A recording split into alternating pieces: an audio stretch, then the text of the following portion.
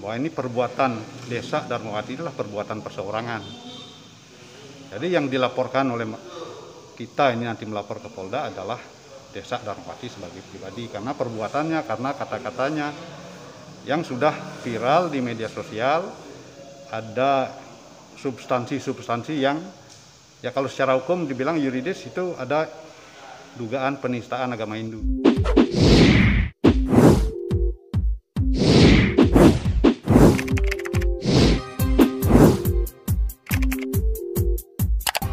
Pertama, ini yang melaporkan ini kan pribadi-pribadi. Dari memang saya sekretaris di Parisade, tapi melapornya pribadi. Kemudian ada pelapor lain nanti dari LBH Kordem Demokrasi Bali ya. Tetapi jabatan kita di lembaga memang tidak bisa dilepaskan kan begitu.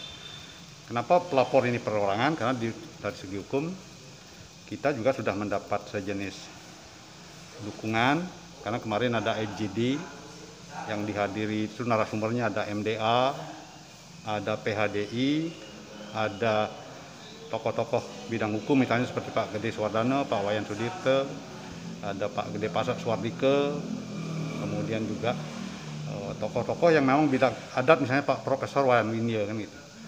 Termasuk juga ada Sulinggih senior yang memberikan masukan bahwa prinsipnya memang agama Hindu itu kan damai, santi, tatwamasi, ahimsa kan gitu.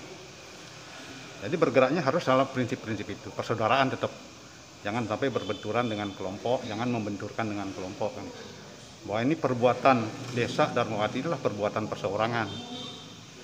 Jadi yang dilaporkan oleh kita ini nanti melapor ke Polda adalah Desa Darmawati sebagai pribadi karena perbuatannya, karena kata-katanya yang sudah viral di media sosial.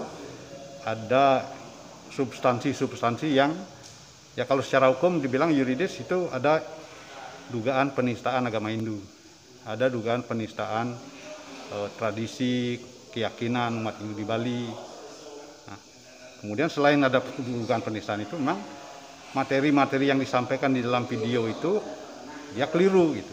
Satu keliru, dua ada nada-nada mengejek, ada nada yang disertai tertawa-tertawa, ejekan-ejekan. Nah, itu konten itulah yang kita laporkan ke aparat penegak hukum.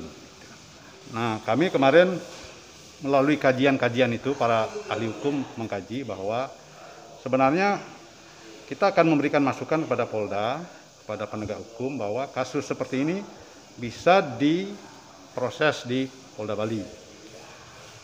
Misalnya seperti kasus yang sebelumnya, kasus Ahok misalnya, itu pelapornya ada 14 orang dari daerah yang berbeda-beda. Salah satunya dari Polres Bogor kan gitu. Pelapor itu di BAP di Polres Bogor. Laporannya diterima di Polres Bogor. Tapi tindak lanjutnya nanti ke Mabes Polri. Kenapa begitu? Karena itu di Perkap Peraturan Kapolri yang terbaru ini juga ada indikasi seperti itu. Kemudian di pasal yang berkaitan dengan KUHP tentang pengadilan itu juga ada gitu. Jadi itu sebenarnya boleh. Kenapa begitu juga? Karena peradilan itu kan harus efisien, cepat, dan murah. Jangan sampai karena harus melapor ke Jakarta atau ke tempat lain dari wilayah yang jauh nanti terlalu mahal biayanya. Nah, kita mengharapkan kepolisian nantinya, tentu kita dukung kepolisian ini dengan proses yang ada, dengan pengalaman-pengalaman empirik yang telah ada di kasus-kasus lain. Jadi kita harapkan ada masukan untuk Polda, bahwa ini sebenarnya bisa diproses di Polda Bali. Walaupun nanti kelanjutannya juga ke Mabes. Kalau memang itu lokus deliktinya memang benar di Jakarta, kan lokus deliktinya belum diketahui juga. Apa di Jakarta atau di daerah lain atau di daerah mana gitu. Nah, ini masih menjadi perdebatan, masih menjadi wacana, dan itu tentu akan ditelusuri oleh aparat penegak hukum, dan kita mendukung seluruh proses ini harus berlangsung secara profesional. Umat Hindu kita harapkan damai, jangan membalas dengan hujatan-hujatan. Kita harus mulai meyakini, kita kan diajarkan santi, ahimsa, tatwamasi. Kita kembali ke ajaran leluhur itu.